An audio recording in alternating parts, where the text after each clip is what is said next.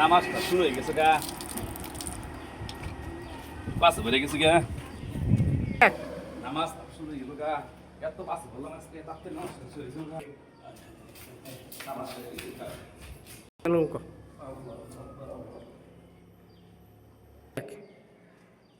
আলহামদুলিল্লাহ, এই যে নামাজের দৃশ্য দেখালাম, আসলে কিন্তু এরকম করে নামাজ হয় না।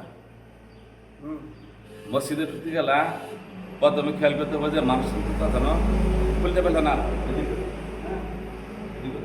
উল্টে পাল্টা যেন না হয়।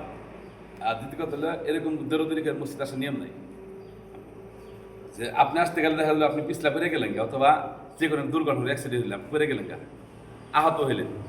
সেই কারণে নামাজ আসতে গেলে ধীরে ধীরে মসজিদের ভিতরে আসতে হবে। আর এরকম জুলুম দিয়ে ঢুকে যাবে না। আপনি আসেন, নামাজ শুরু হয়েছে, আপনি দেখলেন যে রুকু শেষ হয়ে গেছে গা, হ্যাঁ, রুকু দরিপাত শুরু করতে পারলেন না, কিন্তু আপনি সিজদা যাবেন। ইমাম সাহেব সামি আল্লাহ হামিদে করে দাঁড়া করছে, আপনাকে আল্লাহ করে এক এক সিজদা রুকু দেন, রুকু হবে না। আপনি সিজদা যাবেন, ইমাম সাহেব সিজদা যাবেন, সিজদা সুবহান রাব্বিল আলা তিনবার পাঠ করবেন। পাঠ করার পরে কিন্তু নামাজ যখন শেষ হবে, ইমাম সাহেব যখন সালাম ফিরাবে, আপনি তখন সালাম না ফিরে আপনি যে এক রিকাতে রুকু পেলেন না, প্রথম আঁকা দেবেন, রাখাত করতে হবে, কারণ ওই রাখাত আপনার অনেকে। আর আপনি দুটো সিজদা দিলেন, ওই সিজদা দুটার এক্সট্রা সব আল্লাহ তালা আপনাকে দিলেন। আশা করি সকলে বুঝতে পারছেন। আর আমরা নামাজে ইনশাআল্লাহ নামাজের নিয়ম সকলে শিখে নেব। ধন্যবাদ।